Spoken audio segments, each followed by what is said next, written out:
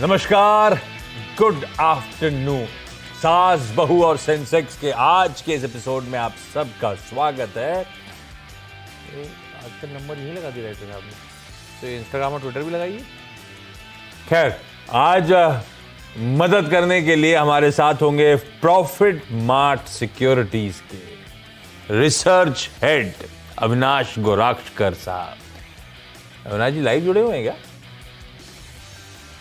हाँ, अब हिले। पहले लगा मुस्कुराता हुआ चेहरा एकदम फिक्स था। अविनाश जी आपको आपकी स्क्रीन पे नजर आ रहे हैं। बातचीत शुरू करूंगा, आप लोग की क्वेरी सॉल्व करवाऊंगा, लेकिन पहले जरा रीच आउट करने के तरीके। ये आ गया इंस्टाग्राम आईडी, ट्विटर आईडी, ध्यान से नोट डाउन करिएगा। कोई स्पेशल कैरेक्टर्स नहीं है, इसी पे रीच आउट करिएगा प्लीज अगर करना चाहें तो। और टोल फ्री नंबर और व्हाट्सएप नंबर भी स्क्रीन पर आएगा। जो कन्वीनियंट हो आपको, जैसा अच्छा लगे वैसा रीच आउट करिए। पर इस शो में अब तक ये प्रेमाइस लेके चल रहे हैं हम लोग कि आप लोग साक्षात नजर आएंगे, लाइव जुड़ेंगे, तो वो टीवी अच्छा लगता है। कई लोग कह रहे थे हम फोन पे अपनी क्वेरी पूछना चाहते हैं, या आप पूछ दीजिए हमारे बिहाफ पे, हम नहीं आना चाहते। सॉरी उन सब के लिए, क्योंकि अब तक कोशिश यही हो रही है कि टीवी अच्छा लगे, आप लोग को देखूं, रूबरू हूँ, आप लोगों से बातचीत करूँ, समझूं प्रॉब्लम्स, और अविनाश जी उसको, या अविनाश जी जैसे तमाम देश के एक्सपर्ट्स मदद करें। तो थोड़ा सा इनकन्वीनियंस होता है कई लोगों को, लेकिन अभी प्रेमाइस यही रखी है, जब तक चल रहा है, बदलेंगे आगे जाके। लेकिन अभी रीच आउट करने के तरीके आपकी स्क्रीन पर। अब लाइए जरा मार्केट्स। ये थोड़ा सा रिकॉर्ड हाइज के आसपास मामला नर्वस आ रहा है। बुरा नहीं है, बाजार इन रेड है, लेकिन दिन के लोज से कह लीजिए रिकवरी। हमने आज 660 तक के लेवल्स देखे थे। 660 तक के निफ्टी गिरा था, तो बेसिकली कल के क्लोज से मोटा मोटी कह लीजिए 95 पॉइंट, 100 पॉइंट गिरे थे हम। ईज ऑफ कैलकुलेशन के लिए 100 पॉइंट गिरने वाला निफ्टी अब बढ़िया रिकवर कर गया है। तो 660 वाला 720 पे आ गया है। 100 पॉइंट गिरने वाला 40 पॉइंट कमजोरी, 35 पॉइंट कमजोरी के साथ ट्रेड कर रहा है। तो इस समय की हाईलाइट तो ये कह लीजिए दिन के लोज से रिकवरी। लेकिन अब तक गिरे इसीलिए थे क्योंकि वो ग्लोब ने इंडिकेशन दे रखा था। ग्लोबली मूव थोड़ा सा, बहुत अच्छे मूव्स, कई सारे मार्केट्स अपने record highs, year highs, multi year highs पे खड़े हुए हैं, इंक्लूडिंग हमारा। हमने छुआ नहीं है लेकिन खड़े तो वही हैं, यूएस के और यूरोप के और कई सारे एशियन इंडेक्सेस भी। तो थोड़ा सा प्रॉफिट टेकिंग और काफी अच्छा मूव एंजॉय किया था। तो उसके बाद यूएस ने फ्राइडे ऑनवर्ड्स इंडिकेशन दे रखे थे थोड़े से प्रॉफिट टेकिंग के।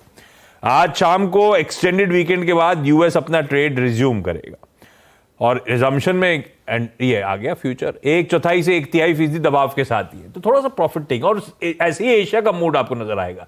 एशिया में इंक्लूडिंग चाइना में, जहां पे स्टिमुलस अवेटेड था, कब से चर्चा चल रही थी, आ रहा है। पहले लेंडिंग रेट्स रिड्यूस करे थे, आज भी उन्होंने कुछ टेनर रिड्यूस करे हैं, सब अच्छी खबरें हैं। तो एशिया मिला जुला, निकली छोड़ दीजिए, डेवलप्ड मार्केट है, फ्लैट है लेकिन वो भी, और बाकी अक्रॉस ग्लोब थोड़ा सा प्रॉफिट टेकिंग का मन। तो हम वैसे थोड़ा सा आउट परफॉर्म ही कर रहे हैं। हम लो लेवल से एक अच्छी रिकवरी इस समय कमबैक स्टेज करते हुए देखते हैं सेकेंड हाफ में कमबैक कैसा नजर आएगा, क्योंकि आज है ट्यूसडे।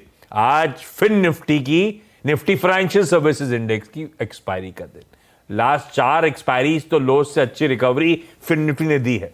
फिन निफ्टी के लिए इंपॉर्टेंट 3 स्टॉक्स हैं, नजर रखनी है उन पे। कौन से? हैवीवेट्स, 65% शायद मोटा मोटी इन 3 ही का वेटेज है। एचडीएफसी ट्विंस यानी कि एचडीएफसी लिमिटेड, एचडीएफसी बैंक और आईसीआईसीआई बैंक। कहने के लिए फिन निफ्टी बैंक का बड़ा तड़का है इसमें, और एचडीएफसी लिमिटेड का तड़का है। ये तीनों 2/3 फिन निफ्टी की वेटेज है। तो इन स्टॉक्स को रखिएगा रडार पे। देखते हैं आज एक्सपायरी। आमतौर पे चार्ट बार से लोअर लेवल से फिन निफ्टी रिकवर कर गया है, तो देखते हैं अगर रिकवरी होती नहीं होती। आज फिर से बैंक्स दबाव में है।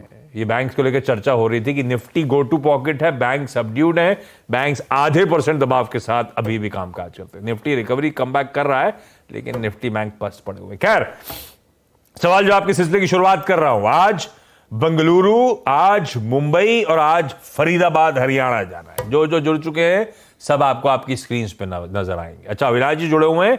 अविनाश जी की बहुत अच्छी पकड़ है small cap mid cap space में। अविनाश जी, आगे शो में 1-2 बढ़िया सी पिक्स का तड़का आप सोच के रेडी रखना। मैं आ रहा हूं आपके पास, लेकिन पहले तो कर्नाटक जा रहा हूं संध्या जी के पास। संध्या जी नमस्ते, गुड आफ्टरनून मैम। संध्या मैम, क्या करते हो आप? कब से शेयर बाजार से जुड़े हो और आपकी पहला सवाल, पहली क्वेरी कौन सी है ma'am? Good afternoon sir, my name is Sandhya, Bangalore से। I am housewife. हाँ, 2 इयर्स से मैं शेयर मार्केट में हूँ। क्यों आए, कैसे आए, मतलब क्यों आए, मतलब मेरा जानने का मतलब पहले से इंटरेस्ट था? 2 साल पहले ऐसा क्या ट्रिगर बना कि आप शेयर मार्केट में आए? वो हम लोगों ने फाइनेंशियल सर्विस सर को हायर किया था। उन्होंने हमको 1 ईयर प्रॉपर सर्विस दिया, उसके बाद उन्होंने छोड़ दिया। तो तब से मैं अपने आप कर रही हूँ। अच्छा, तो कोई कंसल्टेंट अपॉइंट हुआ था, आपने करा था, जो आपका पोर्टफोलियो मैनेज कर रहा था? 1 साल तक मैनेज करा, उसके बाद वो छोड़ के चले गए या? हाँ, 3 साल तब से आप अपना खुद का, तो उन्होंने पोर्टफोलियो बनाया कैसा था? अच्छा बनाया था, नहीं बनाया था? अच्छा था, पर वो सब बहुत हाई में था, क्योंकि वो ये है ना, डीमार्ट 4500 पे था, तब उन्होंने बनाया था। उसके बाद पूरा निकल गया हमारा पैसा। और वो क्यों चले गए 1 साल बाद? क्या हो पता गया? नहीं, उन्होंने हाथ दे दिया। 3 साल का था वो, पर उन्होंने छोड़ दिया हमको मिडिल में। कोई नहीं, आपने खुद अपना संभाल लिया पोर्टफोलियो। अब संध्या मैम क्या कर रहे हो आप? अभी पहली दिक्कत कौन सी आ रही है, या पहला क्वेश्चन कौन सा है? क्वेश्चन है मेरा, मैंने आईटीसी का 220 शेयर्स लिया था 298 पे, और मुझे और भी लेना है। क्या करूं मैं, कब, कितने में ले लूं? और भी ऐड करना है।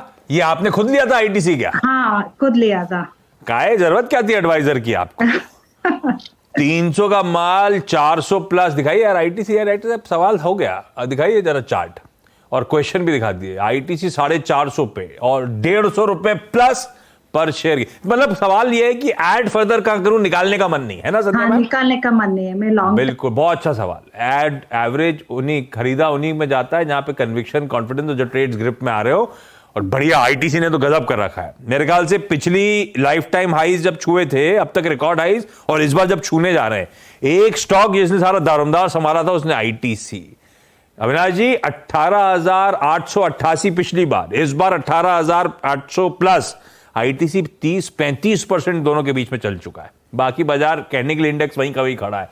क्या करना है? ये सही सवाल है क्या मैम का? जो है उसको रखूंगी, फर्दर ऐड करने का मन है, कहां करूं? आप भरोसा रखते हो आईटीसी पे या नहीं? बिल्कुल आशीष, मैं कहना चाहूंगा कि इन्होंने बहुत अच्छा शेयर अच्छे लेवल पे बाय किया है। आईटीसी की अगर हम थोड़ी सी ब्रीफली बात करें तो देखिए, सारे बिजनेस, सिगरेट बिजनेस, एफएमसीजी, जो होटल का बिजनेस है, बहुत ही अच्छी तरह से चल रहा है। और इवन FY24 काफी अच्छा परफॉर्मेंस कंपनी दिखाएगी। तो इन्होंने तो काफी अच्छा पैसा बनाया, ऑलमोस्ट 50% अपसाइड इनको मिला है। मेरे ख्याल से इनका सवाल है कि मैं और खरीद सकती हूँ। तो डेफिनेटली आप खरीद सकते हो, लेकिन नजरिया कम से कम 1.5-2 साल का रखिए, क्योंकि अभी जो लेवल पे स्टॉक है 450 का, उसको अच्छा रिस्क रिवॉर्ड मिलने के लिए थोड़ा सा समय लगेगा। तो आई वुड से दैट अगर आपका 1.5-2 साल का टाइम फ्रेम है, तो इसमें एसआईपी करके या थोड़ा सा ग्रेजुअली आप इसमें एक्यूमुलेट करिए, तो अच्छी खासी कमाई आपको 1.5-2 साल में मिलेगी। तो इसमें कोई डाउट नहीं कि कंपनी वेल एस्टेब्लिश्ड है और आपको अच्छा रिस्क रिवॉर्ड आने वाले 1.5-2 साल में। बढ़िया, अच्छा सवाल था आपका। बने रहना चाहते हो, ये भी कॉल सही था, और फर्दर ऐड करना चाहते हो, ये भी अच्छी रणनीति। अब लेकिन इन लेवल्स पे ऐड करोगे तो समय देना है। आप तो वैसे लगते हो लॉन्ग टर्म इन्वेस्टर हो, लेकिन 1.5-2 साल का समय के हिसाब से आप अभी भी चाहें तो आईटीसी खरीद सकते हो। लौटूंगा आपकी अगली क्वेरी के लिए। फरीदाबाद जा रहा हूं। गिन्नी मलिक आपको आपकी स्क्रीन पे नजर आएंगी। गिनी मैम, गुड आफ्टरनून। गिनी मैम, आप क्या करते हो? आप कब से शेयर बाजार से जुड़े हो? सर, मैं हाउसवाइफ हूँ अभी, और मैंने अभी हो गया, मुझे 2-3 मंथ्स के अराउंड ही हुआ है। सो बहुत ज्यादा मैं अभी इसमें इन्वेस्टेड नहीं हूँ शेयर बाजार में। तो टाइम टू टाइम मतलब ऑन एंड ऑफ मैंने थोड़ा बहुत स्टार्ट किया है करना, एंड कुछ इन्वेस्टमेंट्स भी करी हैं अभी, और ऑलमोस्ट सब प्रॉफिटेबल ही है, थोड़े अमाउंट से बट प्रॉफिटेबल है, चल रहा है। अरे वाह, बढ़िया है। तो अच्छा, कैसे चूज कर रहे हो अब? स्टॉक डिसाइड कैसे कर रहे हो? आप खुद कुछ स्टडी कर रहे हो तो फंडामेंटल्स पढ़ रहे हो, टेक्निकल्स देख रहे हो, या कोई आइडिया दे रहा है? कैसे हो रहा है मैम ये? सर, एक्चुअली मैंने कुछ यूट्यूब वीडियोस देखे, कुछ इंडिकेटर्स सीखे थे, तो उसके थ्रू कुछ स्कैनर्स एंड ऑल वो सब लगाकर ही मैंने वहां पे कुछ शेयर्स को चूज किया था, और वहीं पे मैंने इन्वेस्ट किया था।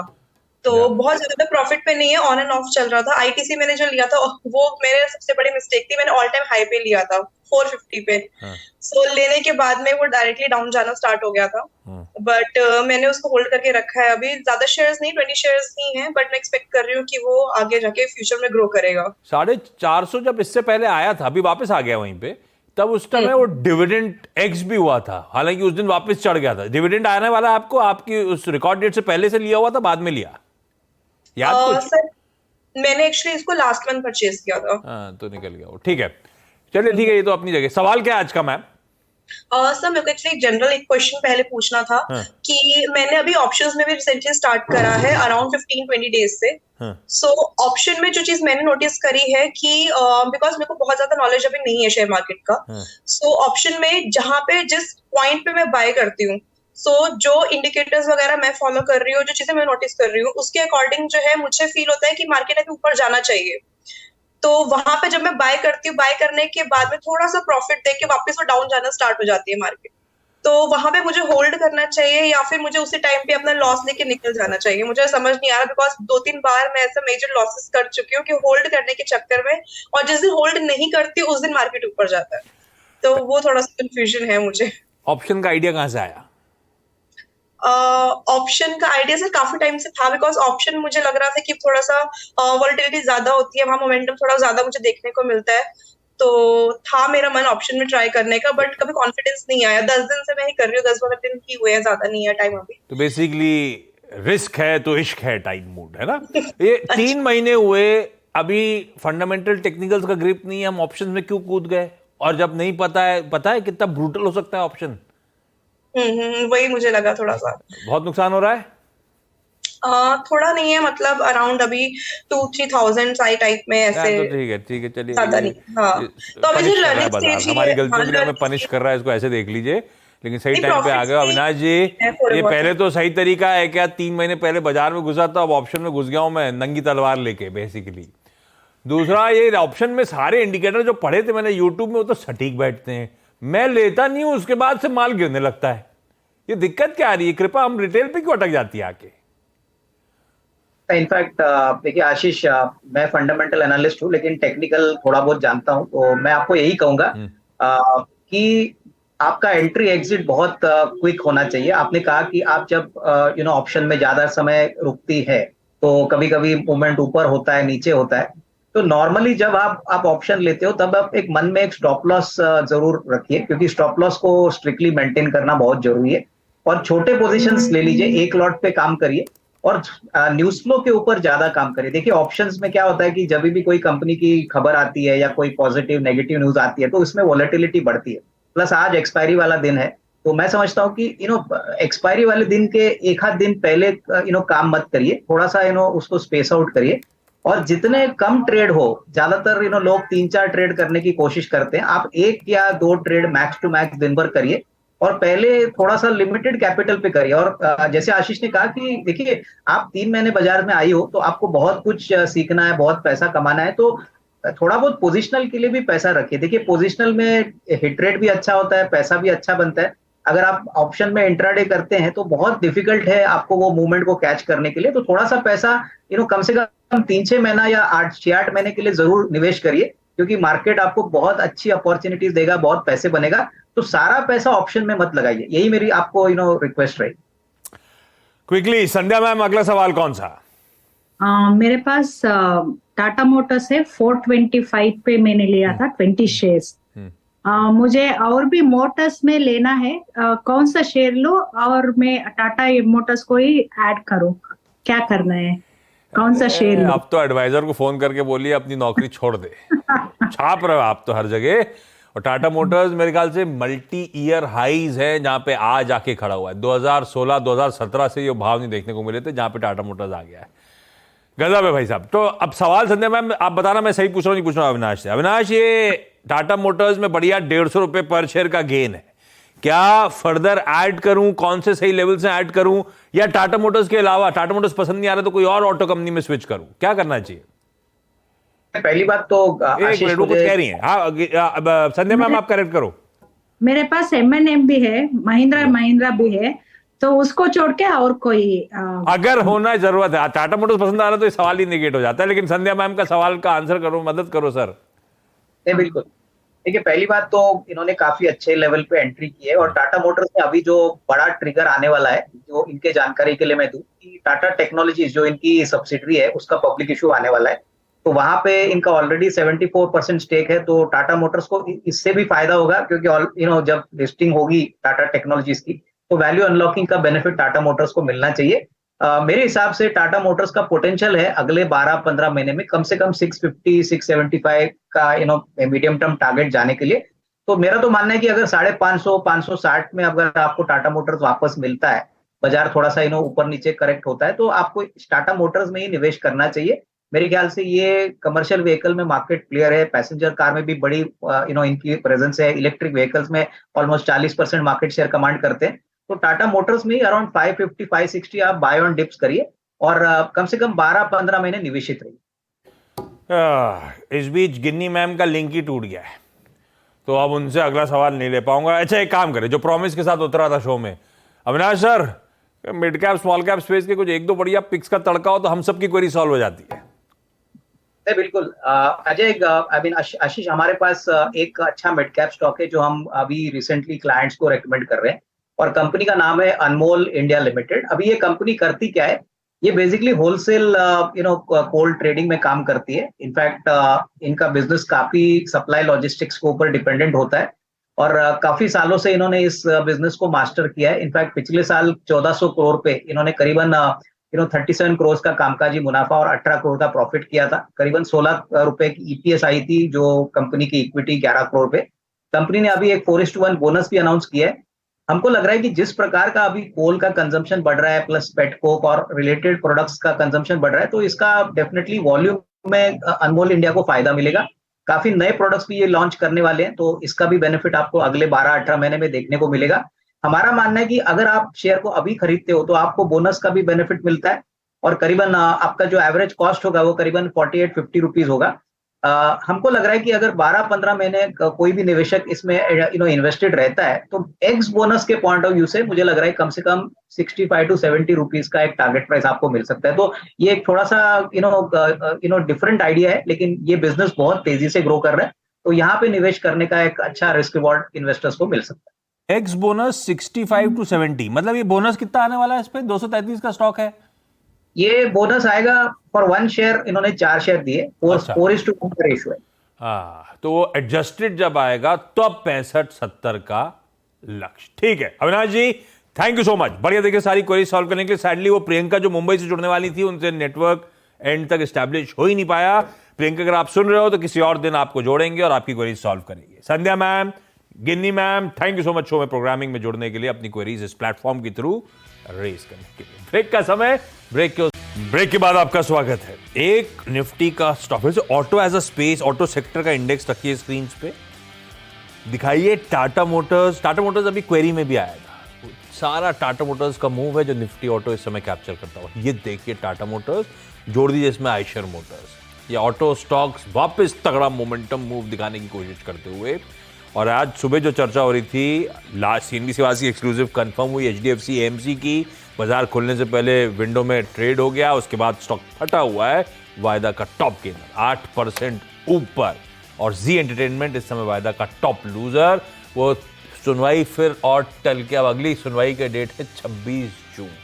दिन के लोस पे अब जी एंटरटेनमेंट इस समय ट्रेड करता हुआ। चलिए, ऐसी कुछ इंटरेस्टिंग स्टॉक्स नीरज जी के साथ देखिए अगले शो में। मिड कैप मंत्र।